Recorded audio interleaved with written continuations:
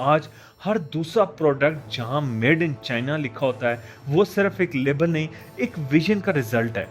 लेकिन दोस्तों, चाइना सिर्फ एक मैन्युफैक्चरिंग कंट्री नहीं, ये एक इंफ्रास्ट्रक्चर मार्वल भी है।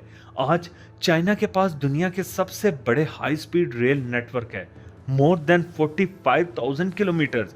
यहाँ से आप बीजिंग से शंघाई तक सिर्फ 4 घंटों में पहुंच जाते हैं, एक डिस्टेंस जो पहले 12 घंटे लेता था। और अगर हम रेलवे जंक्शंस की बात करें तो शंघाई होंगियो स्टेशन दुनिया का सबसे बड़ा रेलवे हब है, जहां रोज 4 लाख से ज्यादा पैसेंजर्स ट्रैवल करते हैं। सोचें, एक स्टेशन में इतने लोग जितने कुछ देशों के पूरे शहरों में भी नहीं रहते। और सिर्फ रेलवे ही नहीं, चाइना ने अपने आर्किटेक्चर और सिटीज के थ्रू भी दुनिया को इम्प्रेस किया है। बीजिंग का फॉरबिडन सिटी दुनिया का सबसे बड़ा एंशिएंट पैलेस कॉम्प्लेक्स है।